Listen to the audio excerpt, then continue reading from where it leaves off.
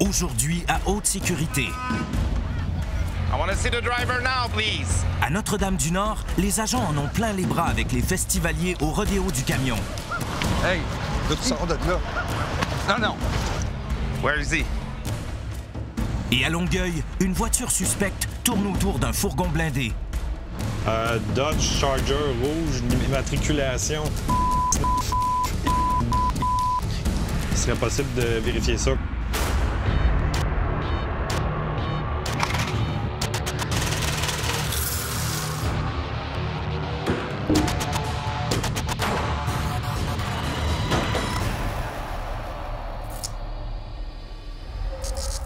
Pour des raisons de sécurité, tous les noms ont été changés. À Notre-Dame-du-Nord, au Témiscamingue, tout le village vit au rythme des poids lourds. C'est la deuxième journée du rodéo du camion, un immense party qui mélange course de camions, musique et festivités. Pour les agents de sécurité, c'est une fin de semaine extrêmement occupée. Des milliers d'amateurs de camions se sont donné rendez-vous et ils sont ici pour faire la fête. On s'en va sur le site des courses. On aurait une bagarre en cours. On a des agents qui sont en route à pied. Avec autant de monde sur le party, les accrochages sont inévitables. On va dans le haut, fait qu'on est mieux par là. Ouais. C'est le travail des agents de s'assurer que ces accrochages ne dégénèrent pas en quelque chose de plus sérieux. C'est certain qu'il y a toujours une part où on ne sait pas vers quoi on s'en va, puis on a une certaine anticipation des événements qui vont se passer. L'adrénaline, ça tient en vie. L'adrénaline, c'est comme une petite drogue dans un certain sens. Après une bataille, là, tu prends 2-3 grandes respirations, puis tu te dis « Wow! » C'est quelque chose, c'est le fun. C'est vraiment... c'est une drogue. C'est une drogue.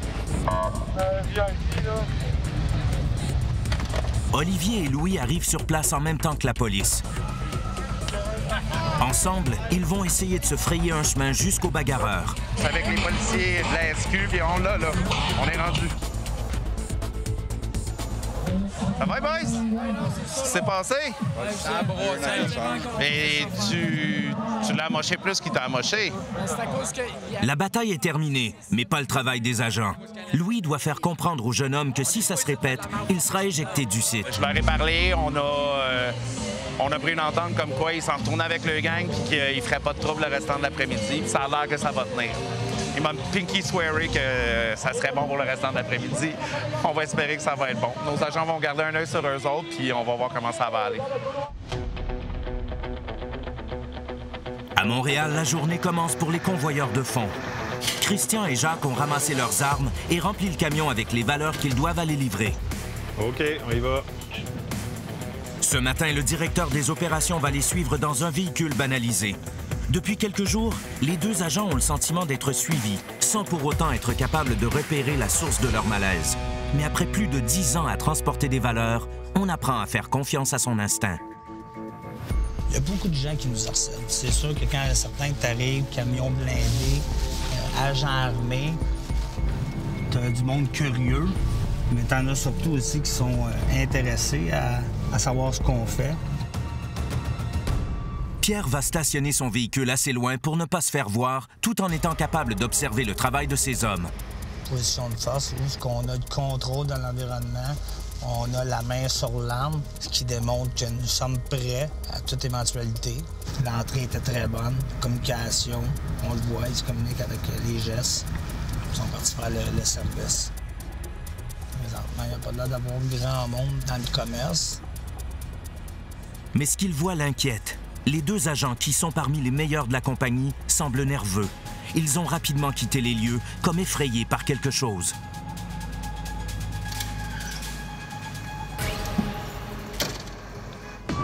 Dès le prochain arrêt, le directeur va voir ses hommes pour savoir ce qui a causé le départ précipité du fourgon.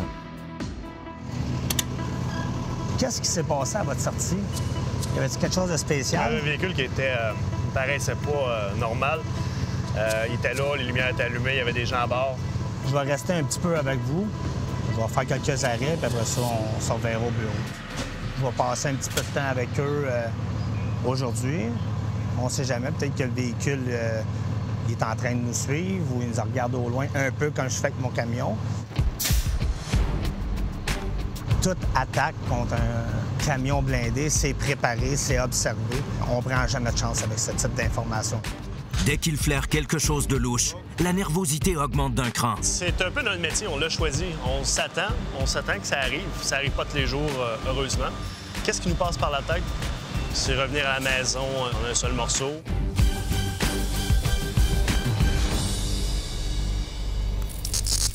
Au rodéo du camion, Olivier et Louis aussi ont affaire avec un véhicule suspect. Une camionnette circulerait sur le site de camping, ce qui est interdit. Une fois entrés sur le site, les véhicules doivent obligatoirement rester garés jusqu'au moment du départ. Il y a trop de consommation d'alcool pour laisser les festivaliers conduire. J'ai pas vu le modèle, la marque, c'est un pick-up noir. OK. Il s'est promené, là, il est parti du camping du site, donc on est tente, il est allé au fond. C'est bon. Merci. Pas de trouble. Il est là.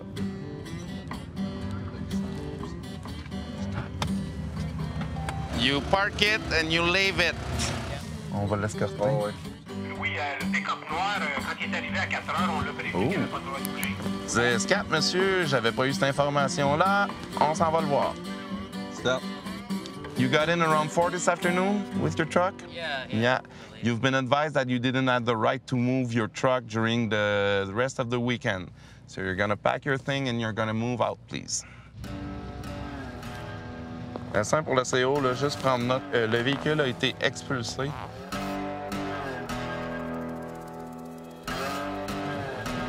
Au fil des événements, les agents de sécurité finissent par en voir de toutes les couleurs. On faudrait qu'on s'assoie autour d'un feu de camp un soir, là, puis on pourrait en parler pendant des heures et des heures.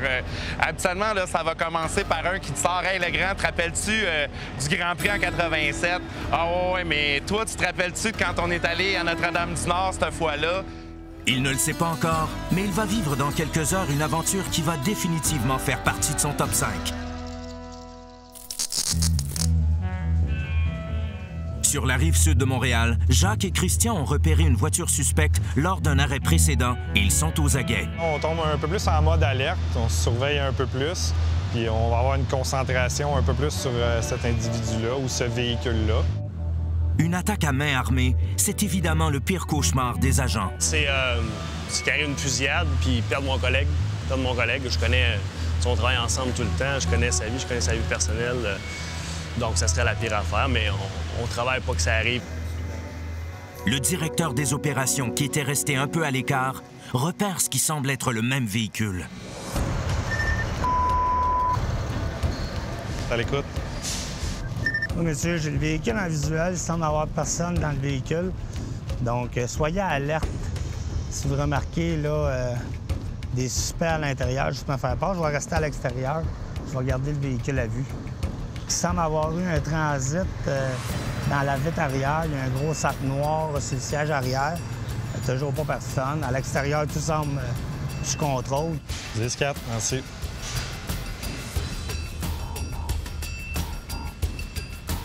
Dès qu'ils reviennent au camion, les trois hommes voient quelqu'un embarqué dans le véhicule suspect, un Charger rouge, un muscle car comme on les appelle. C'est un véhicule parfait pour quelqu'un qui voudrait prendre la fuite. Christian file rapidement dans le fourgon pour mettre les valeurs à l'abri. Pierre prend des photos et Jacques communique avec le centre de contrôle. Dodge Charger rouge, immatriculation. Il serait possible de vérifier ça, qu'on se fasse une idée sur un possible individu. 10-4, monsieur, je vous reviens dans les plus brefs délais. Au retour, ça dérape complètement au rodéo du camion. Hey, là, tu sors de là. Non, non.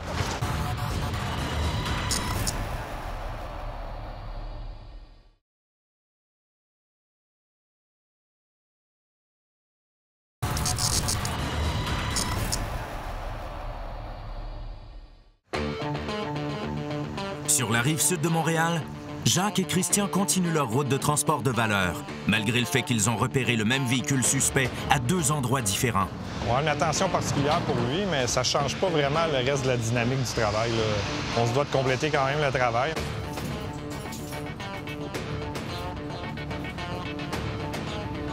En principe, les agents sont toujours sur leur garde, mais quand ils se savent traquer, il n'y a pas une seule seconde d'inattention. Contrôle à À l'écoute. Oui, monsieur, juste pour vous donner un retour concernant la plaque et la description du véhicule, je veux vous mentionner que ça ne coordonne pas du tout. On a demandé au service de police de vérifier le numéro de la plaque et ça ne concorde pas avec le Charger rouge. Ça veut dire que soit le véhicule est volé ou bien la plaque a été volée sur un autre véhicule. Dans les deux cas, ça n'augure rien de bon. On ne prendra pas de chance. On va vous envoyer une deuxième équipe aller vous aider. OK, 10-4. Avec le temps, des procédures ont été mises en place pour limiter les risques. On va effectuer un transfert de colis. On va séparer la route. Un, pour changer la routine de l'équipe, le planifier. On va s'assurer de ramener nos agents au bureau plus tôt.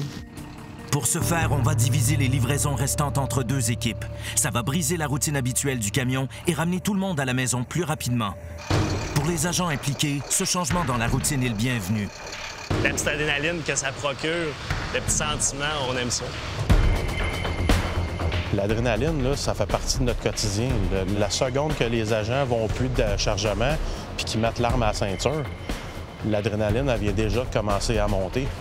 C'est des professionnels, à tous les jours, ils vont changer leur routine, ils vont changer les heures, ils vont changer un paquet de choses pour faire en sorte. C'est une stratégie. C'est un peu comme le football. Il faut être stratégique dans le travail. Oui, ça va? Good. On va te dire ça plus précisément, là, mais c'est tout proche autour. Là.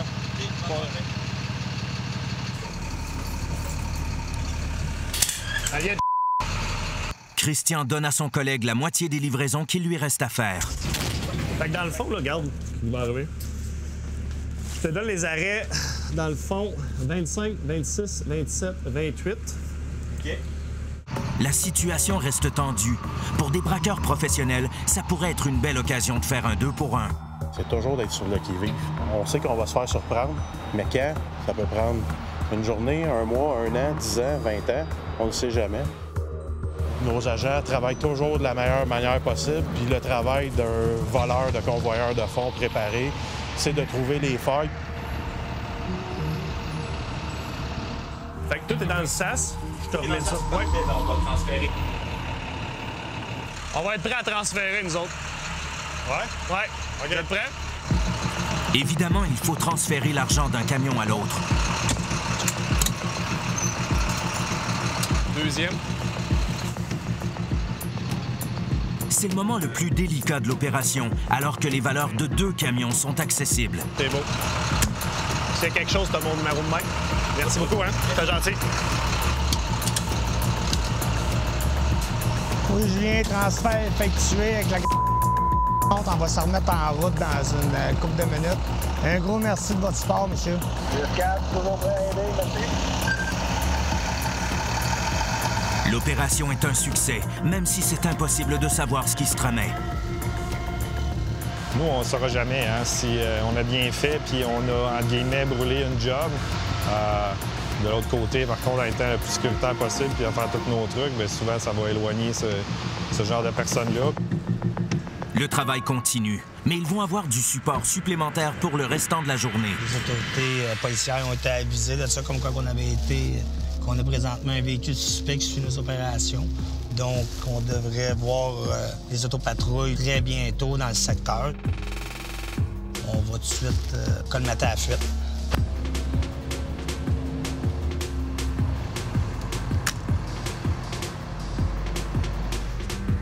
Ce type d'événement-là, aujourd'hui, c'est sûr et certain que les agents sont encore 2 fois plus aux aguets, sont encore plus vigilants quand ils procèdent aux entrées et sorties de camions.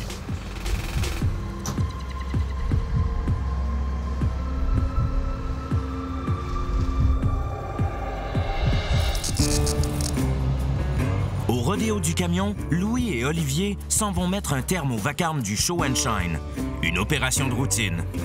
Habituellement. Là, je pense qu'ils sont quand même conscientisés que, rendu passé là, minuit, qu'il y a des résidents qui veulent dormir. Sinon, je pense que le message est quand même passé. Là, on va aller voir. Qu'est-ce qui se passe? Oui, sir. I want to see the driver now, please. I saw smoke come out of your pipes. The show is down tonight. Okay, thank you. It's over. Non, le spectacle n'est pas fini. De fait, il ne fait que commencer. Hey, là, tu sors de là. Non, hey. Pendant que les deux agents parlaient au conducteur du camion, un autre fêtard s'est glissé derrière le volant de la voiture de Louis. Where is he? There? L'homme a réussi à fuir, mais il n'est pas allé très loin. On va attendre un peu, il va revenir. On va aller là-bas avec la gang? Ouais, je pense que oui. Il s'est réfugié dans le camion de son ami. I want to see the gentleman in the back there. Come on, buddy. I want to see him, please. The guy with the red Solo cup, please step out of that truck. Can I see him, please? Les fêtards ne prennent pas la situation au sérieux et Louis commence à perdre ce qu'il restait de sa légendaire bonne humeur. What's up? He tried to steal our car. Tried to steal your car. Yeah. Your car, really? Yeah. I want to see him. Go in and talk to him. I can. C'est leur propriété. I'm not allowed to get in, but I want him to get out. He's not allowed to get in. Ça aussi. Yeah, but I can camp here. Je dois avoir les 200 au show and shine, s'il vous plaît. Les 200, c'est un code qui veut dire police. Un individu qui a essayé de voler un de nos véhicules. Là, il se cache présentement dans une des vannes. Là. On sait ce qu'il est. Viens t'en avec ton partner aussi, là. Juste avoir plus de monde. Au retour, la farce tourne au vinaigre. Si tu m'arrêtes ça, je presse des charges contre lui. Il a essayé de voler mon véhicule.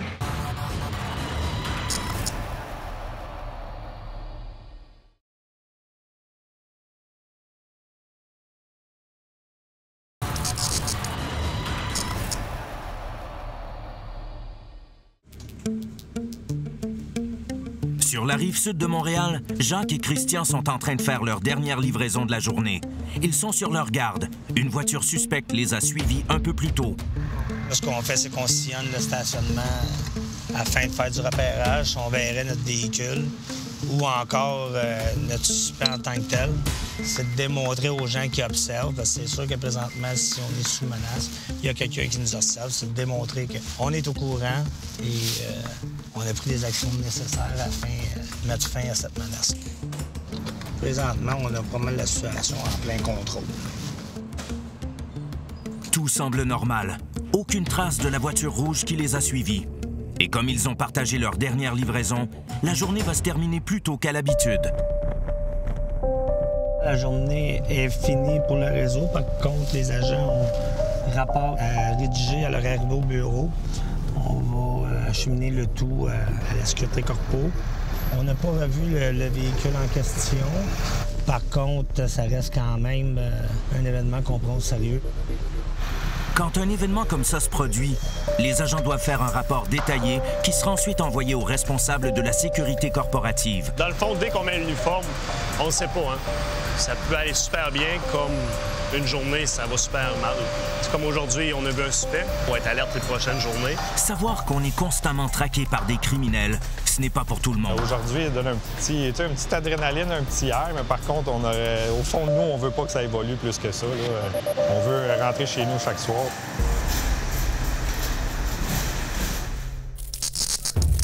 À Notre-Dame-du-Nord, au Témiscamingue, c'est la fin de semaine du rodéo du camion. Ils sont là. Tout se passait bien jusqu'à ce qu'un rigolo décide de voler la voiture lettrée de Louis. La Sûreté du Québec a été appelée en renfort. Quand j'ai voulu le sortir, après ça, il est parti à courir, il s'est caché dans un truck. Nous autres, on veut le jaser. Il est caché dans le truck. Là. Ben, l'autre gars est avec. Là. Le grand monsieur dans le fond, là, celui qui a la bouteille de Gatorade bleu dans les mains, a essayé de voler mon auto. Qu'est-ce qu'il a fait avec? Expulsion, même, je le ferai arrêter. Fuck it. Finalement, le suspect sort du camion. Come here. Come here. What? Come here. What happened? C'est pas c'est quoi qui est arrivé? You didn't know what happened. I opened the door, I shot it, that's it. I'm not gonna try and steal a car. Am I stupid? Are you a truck owner? I'm You have a truck owner? Yes, I do. Okay, what would you do if somebody would sit in your truck? Well, that's not your car. Yeah. That's my car. I would ask them what they're doing. tu m'arrêtes ça, je presse des charges contre lui. Il a essayé de voler mon véhicule. Donc, on a appelé la police. C'est la police qui est venue faire le restant du travail. Là. Ils sont venus arrêter le monsieur pour... on va probablement porter des charges pour vol d'auto, dans le fond. Et en plus de ça, il devrait avoir des charges pour ivresse au volant parce que le monsieur a essayé de prendre possession d'un véhicule sous l'effet de l'alcool, dans le fond. D'après moi, le monsieur va se rappeler de sa soirée longtemps. Très, très longtemps.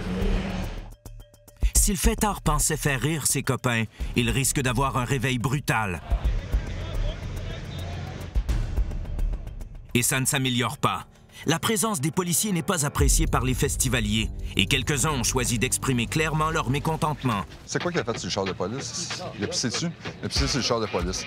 Finalement, l'individu a décidé d'uriner sur un véhicule de policier, qui n'est pas vraiment une bonne idée en soi.